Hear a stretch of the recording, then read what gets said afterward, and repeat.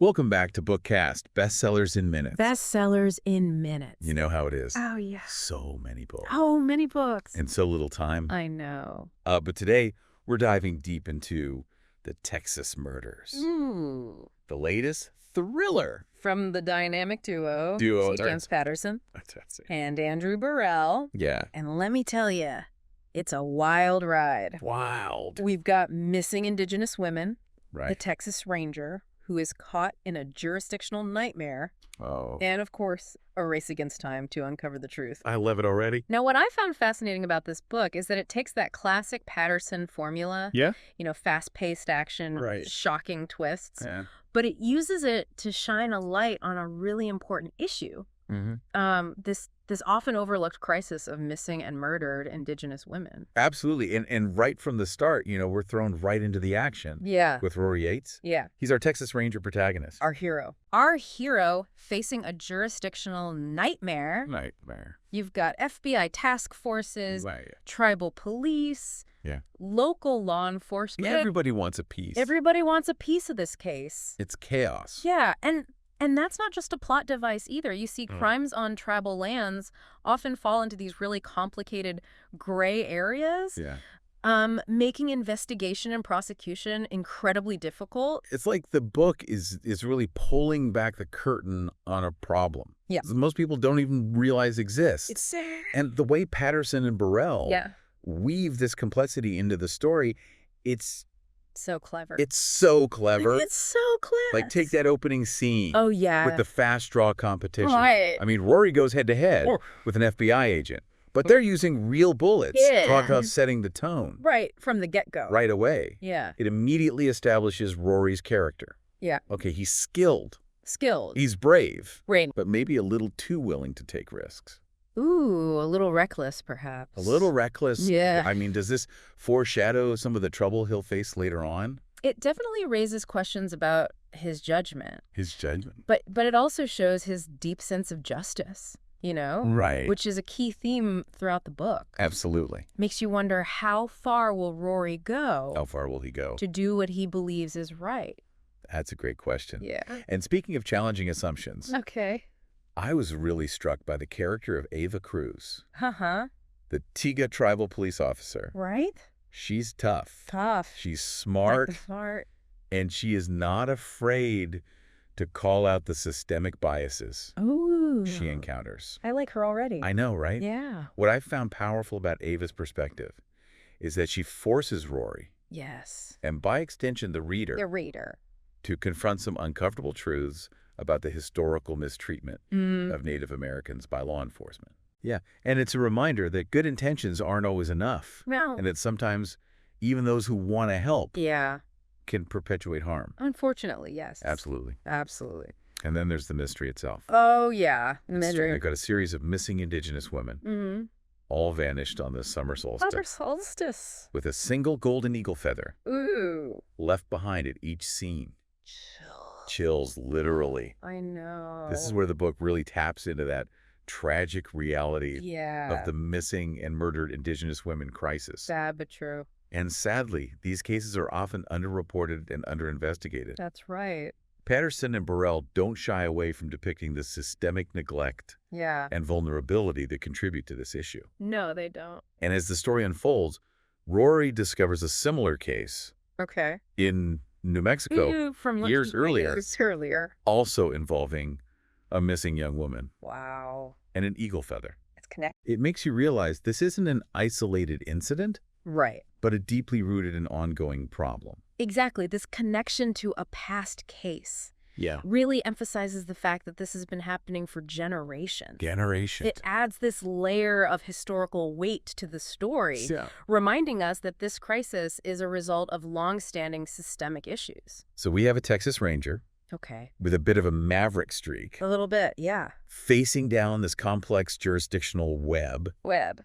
while trying to solve a string of disappearances connected by these mysterious eagle feathers. Mysterious. Where does the story go from here? Oh, you are not ready for this. I'm ready. Buckle up. Remember those eagle feathers we were talking about? Yeah. Well, they lead Rory to a shocking discovery. Okay. A connection to a human trafficking ring. Oh, wow. This adds a whole new level A whole new of level. urgency and complexity to the case. So it's not just about finding these missing women anymore. No. Now Rory is potentially trying to save countless others Countless others. who are being exploited and abused. That's right. And the authors introduce us to this dark underbelly of society Okay. through Llewellyn Carpenter, Llewellyn Carpenter, the book's chilling villain. the villain. He kidnaps women Mm-hmm. and transports them to brothels across the Southwest. Wow. He's ex-military Ex-military. with a history of violence and a truly disturbingly casual attitude toward his victim. Oh, gosh. Yeah. Carpenter sounds terrifying. Yes. But is he just a mindless monster? Or is there more to him? That's what makes him such a fascinating character study. Is Okay. he's a product of a broken system, Mm-hmm. deeply scarred by his wartime experiences. Right. While he represents the darkest side of humanity, his motivations are complex. Okay. And it turns out he's just a pawn, A pawn. taking orders from mysterious Mr. Z, Mr. Z. the mastermind behind the entire trafficking operation. So we have this shadowy figure pulling the strings. Yes. And a Texas Ranger trying to take him down. As I mentioned, this book is a total page-turner. It absolutely is. Patterson and Bourelle keep the tension high with those signature short chapters, Right. each one revealing another piece of the puzzle. Like a puzzle. And just when you think you've got it figured out, bam, another twist. So tell me about some of these twists. Don't spoil anything major, but give me a taste of the action. Well, let's just say Rory and his partner, Carlos, Carlos. team up with the FBI Okay. to raid a suspected trafficking warehouse in El Paso. Ooh. The action is intense, Intense. but in a shocking turn of events, Carpenter escapes with one of the missing women, Marta Rivera, Marta Rivera? and disappears. Wow. I bet that raises the stakes even higher. It definitely does. Yeah. Rory is torn between his loyalty to the Rangers Yeah. and his commitment to finding Marta. Finding Marta. Plus, he's now butting heads with the FBI agent in charge, Ryan Logan, Ryan Logan. who seems more worried about the agency's reputation than actually saving lives. Oh, gosh. So it sounds like poor Rory is caught between a rock and a hard place. He is. But you mentioned a partner, Carlos. Yes. What's his role in all of this? Carlos is a great counterpoint to Rory. Yeah. He's more cautious, more by the book, By the book? but he's also fiercely loyal to Rory and dedicated to finding these women. Yeah. They make a really compelling team, A good team. constantly challenging and balancing each other. So they're like the classic buddy cop duo, Yes, but with a much more serious and nuanced backdrop. precisely. And then there's Megan, Then Rory's new love interest. Oh, the love interest. She's an assistant professor of literature, Okay. and she represents a softer side of Rory. Softer side. He's drawn to her intelligence and her passion for her work. It sounds like she's a breath of fresh air in his chaotic life. Exactly. Their relationship provides a nice emotional counterpoint to the high-stakes investigation. Right. But getting back to the case, Yeah. the search for Marta leads Rory and Carlos to Phoenix, where they uncover another disturbing connection Oh. to the trafficking ring and to the Eagle Feather murders. Really? They discover Marta was being held captive Oh, no. in a seemingly innocent massage parlor that's actually a front for a brothel. Wow, that's a chilling detail. It is. It reminds you that these horrific crimes can be hidden in plain sight. Absolutely. And it gets even creepier. Creepier. They find Marta's fingerprints strategically placed Oh, my goodness. inside the trunk of a car, Inside the trunk. spelling out a message. What does it say? Taking me to Mr. Z. Oh, my gosh. That gave me chills. I know. It seems like every clue just leads to more questions and more danger. It does. What happens next? Well, remember how Rory was kicked off the FBI task force? Yeah, He can't let the case go, of course not. especially knowing Marta's life is in danger. Right. So he goes rogue, He goes rogue. following the trail on his own with Carlos and Ava by his side. That's our Rory. I know, right? Always ready to bend the rules for what he believes is right. It's admirable, but also a bit reckless. Reckless Rory. But his decision to go rogue leads to a major break in the case. Okay. A discarded casino receipt Casino receipt. points them to a truly shocking revelation. Oh my goodness, what is it? The mysterious Mr. Z Yeah, is none other than don't tell me. Let me guess, could it be? Garrison Zebo, Garrison Zebo. the flamboyant car salesman we've been hearing about all along. Whoa. I did not see that coming. I know, right? It's a classic Patterson twist. It is. The guy hiding in plain sight using his charisma and success as a mask. A mask. But it makes you think, Who can you really trust? Right, it throws everything into question. Everything. And now the race is on to save Marta before it's too late. Before it's too late. Rory, Carlos, and Ava Say team. devise a plan to infiltrate Zebo's heavily guarded compound Heavily guarded, in the Franklin Mountains outside El Paso. So we're heading towards a final showdown then. We are. Give me a taste of what's to come. Okay. Don't spoil it. But what can listeners expect? Let's just say the tension is almost unbearable. Unbearable. Patterson and Bourelle put you right there in the thick of it. Oh, wow. With Rory and his team. Okay. You feel the danger, the urgency, the weight of their responsibility. Yeah. There's a heart-stopping firefight, a daring rescue, and a truly shocking revelation about one of the characters we thought we knew. Oh, my goodness. I know. I'm on the edge of my seat. I can't wait to find out what happens either. But we're almost out of time for this part of our deep dive. Don't Don't worry. We'll be back soon to finish unraveling the Texas murders. All right, we are back and ready to wrap up our deep dive into the Texas murders. Yes. Now, we left off with Rory and his team Yeah. gearing up for a final showdown with Garrison Zebo. Zebo, yeah. What happens next? Well, as you can imagine, things get pretty intense. I got it. The raid on Zebo's compound is like something out of an action movie. Yeah. Explosions, gunfire, a desperate fight for survival. Sounds intense. But amidst all the chaos, Patterson and Bourelle, Yeah. they don't lose sight of the human cost of this story. That's something I really appreciate about this book. Mm-hmm. Even with all the twists and turns, Right. it never feels like the characters are just pawns in a game.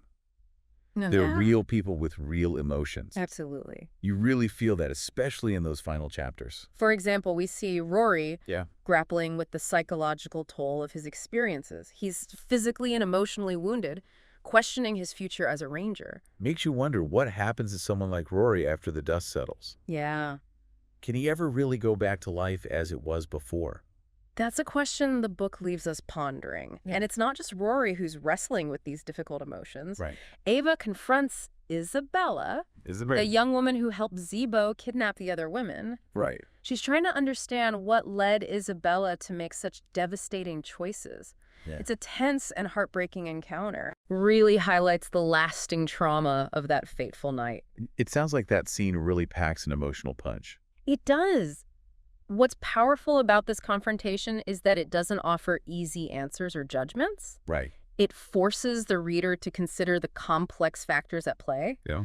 Fear, peer pressure, the desire for acceptance, Mm-hmm. and the devastating consequences of those choices. Yeah, it reminds us that there are always multiple sides to every story. Yeah. Sometimes even the people who make terrible mistakes deserve a chance at redemption. Precisely. And speaking of redemption, Okay. that final confrontation with Isabella is a real nail-biter. Oh, yeah. Remember she escaped during the raid on Zebo's compound? I was on the edge of my seat wondering what would happen to her. The imagery in that scene is incredibly vivid. Yeah. The vastness of the desert, the darkness of the night, the desperation in Isabella's actions. Oh, wow. It creates this sense of impending doom. Doom. And then that shot rings out. I know, I thought for sure Rory was a goner. But here's where the authors pull off another brilliant twist.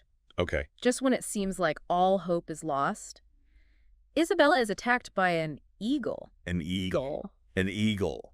Wow. You said earlier that the eagle feathers were this recurring symbol in the book. Yes. Almost like a spiritual presence. Uh-huh. This feels like it brings that symbolism full circle. It's almost like a symbol of justice from the spirit world swooping in to protect the innocent and punish the guilty. And in a final act of redemption, Yes. Isabella saves Fiona, Fiona. the young woman who was still captive. It's powerful. That's such a powerful ending. It Yeah. feels both tragic and hopeful at the same time. It's a fitting end to a story that's full of unexpected turns. Yeah. And while Isabella ultimately faces consequences for her actions, Right. there's a glimmer of hope in her final act of selflessness. So to sum it all up, The Texas Murders is a thrilling ride. It is. Keeps you guessing until the very last page. Very last page. But it's also a story that tackles some really important issues.